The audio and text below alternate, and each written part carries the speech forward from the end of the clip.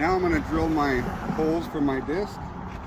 And then so what I've done is I've taken a piece of electrical tape and I've marked it where I want to stop drilling. And you see it's a little bit longer than the actual shank. That's because I'm planning on countersinking this drill bit. So I don't want to go too far because I want the concrete to support the marker itself. So I want to get as close as I can to where this is hitting the bottom of the hole and supporting the brass marker. So I'm going to do a pilot hole with this, and then I'll use the countersink bit. I'll show you that next, and then I'll open it up with the bigger bit for the shank. And I've tried using the pilot and then the bigger bit for the shank and then the countersink, but the countersink bit kind of wobbles all over the hole, so it's better to start with the pilot first and then the countersink bit. So we'll drill the pilot now.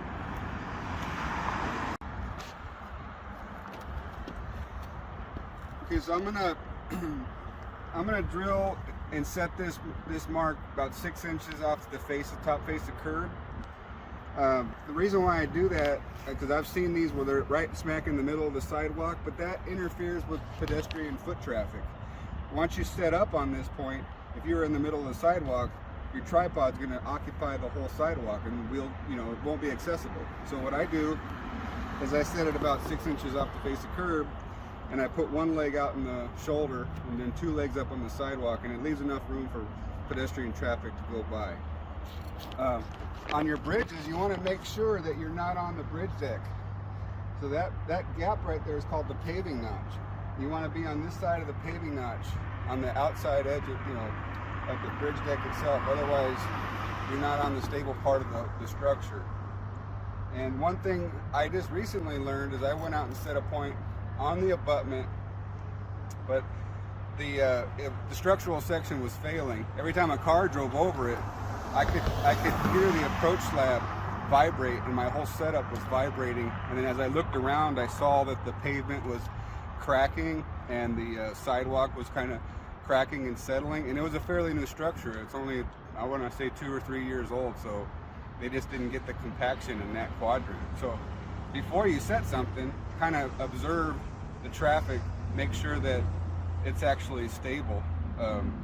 And not going to vibrate like in that case. So I'm going to go ahead and drill this now.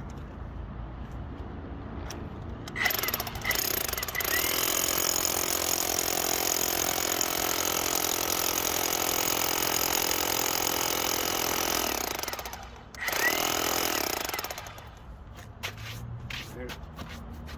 Forgot to bring my broom. I'll go grab that.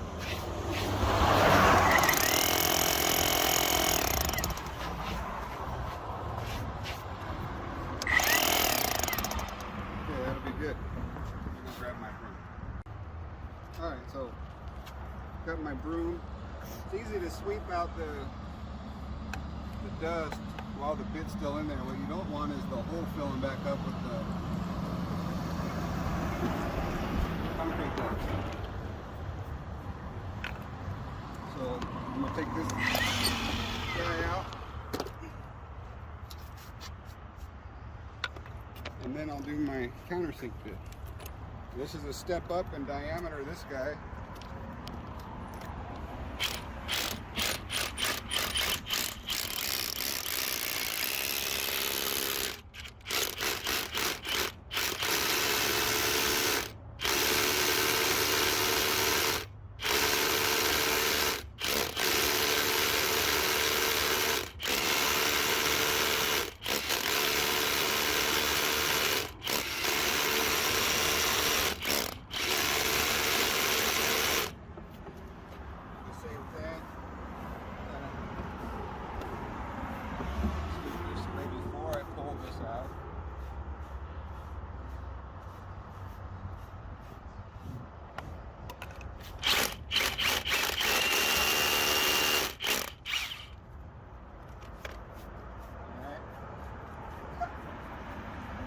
Close up of that. Take a look at that's a perfectly drilled hole.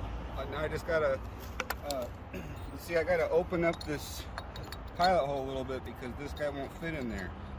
So now I'll use the next size bit and open that up, and then I'll check to see how flush we are. So right there, just looking at that, I want to take it down just a hair more with this guy.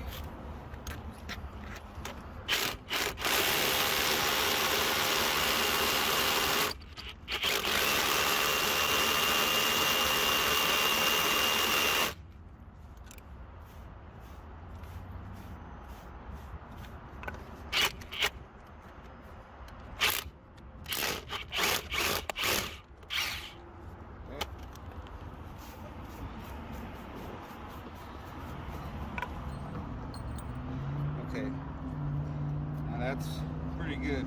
Looks like I'm a little high on this side here and low on that side. So I'll angle the drill and I'll cut some of this out.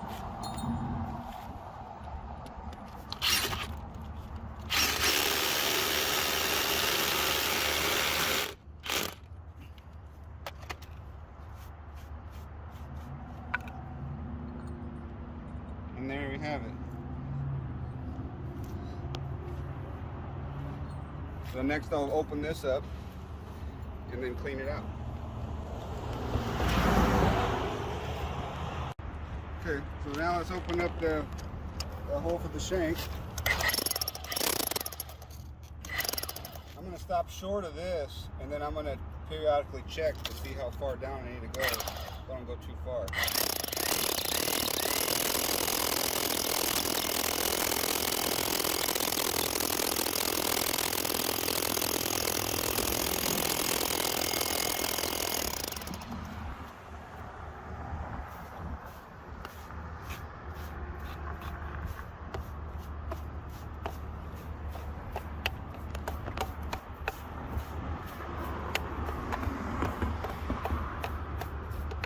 It's a lot easier to sweep this out while the drill and the bit's in there.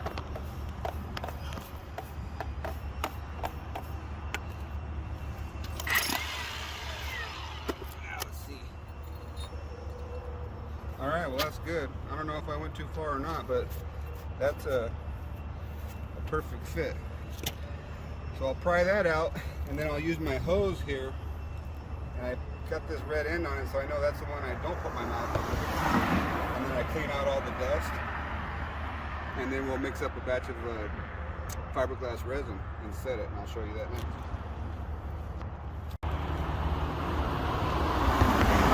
I'm just going to blow out this hole real quick. Just don't breathe the stuff in. This will make sure that you got a nice clean surface for the resin to bond to. You're not getting dust in there and then it doesn't stick.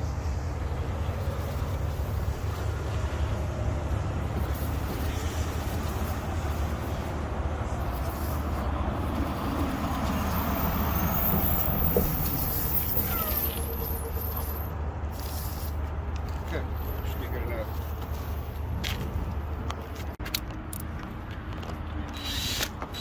Okay, so I forgot to put my my divot here, so I punched it to get it started, and then I got a 5/32 drill bit. So I'm going to open this up just a hair before I glue it down. This makes it easier to find the point when you're going to set up on it. And that's it. Drill bit does a good job. I got to give credit to Jay Saddledge for sharing that one with me.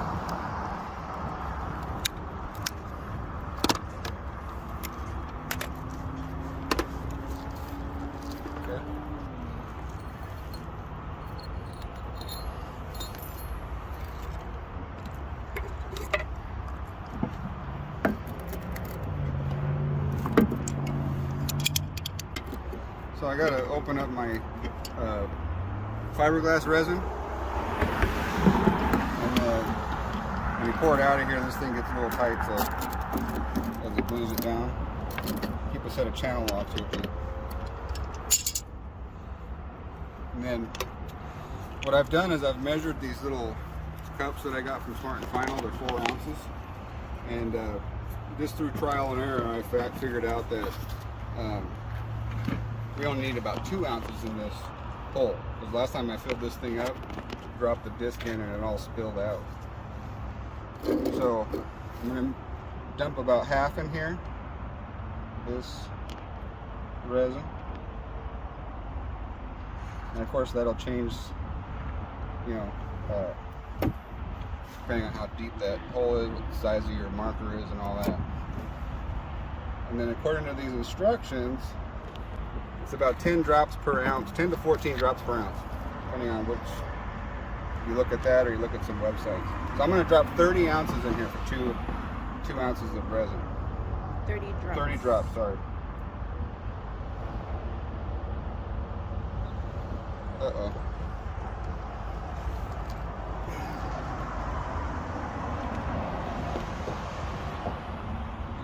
I had to, this is like cracking. It's cracked on the bottom. Oh, see that?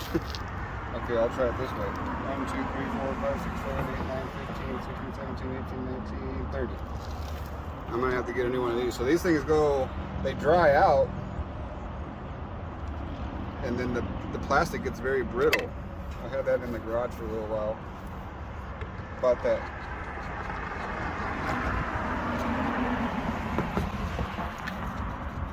Hopefully I didn't put too much in here.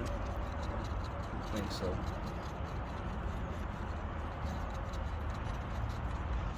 Mix that up real good.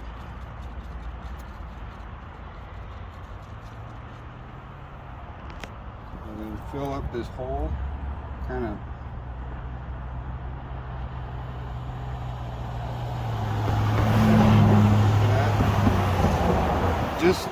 Just to the top of the hole for the shank.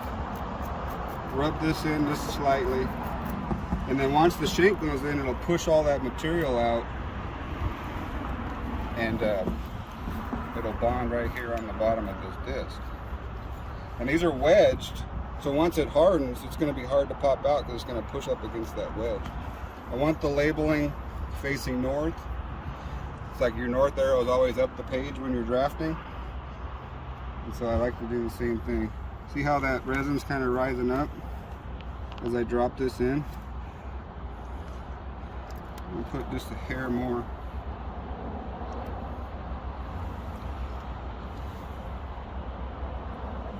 Okay. Watch this. Oh, too much. So that first amount was probably just the right amount. Let me get a rag and I'll wipe that out.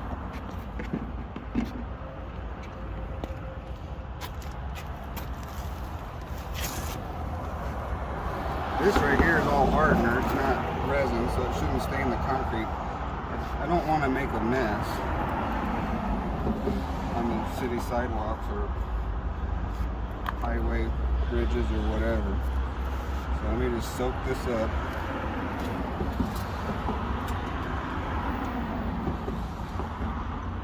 Always got to keep a rag with you.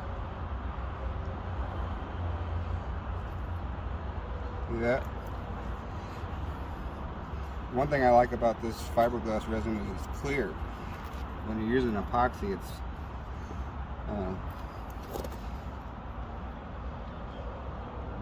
gray, and then it covers up your logo, and it's hard to see. And this doesn't do any of that. Okay? So just like that, I got a little bit of space here, so if I wanted to I can add some, just like that. Okay, and then wipe this out with my finger. That way nobody can get underneath it and pry it up. You got to keep something to wash your hands handy, and I got a bucket with some hand cleaner in the truck. Now let me show you something real quick. The previous batch of resin, whatever was left in the cup, is right here. So I can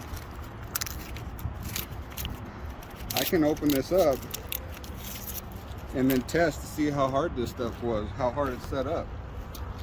Get my hammer here. Let's see.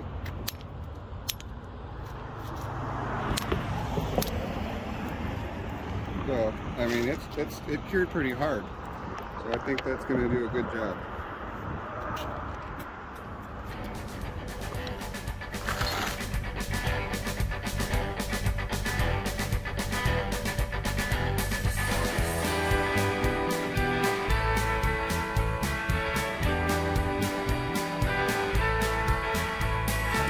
Si pudiera ver lo que viene en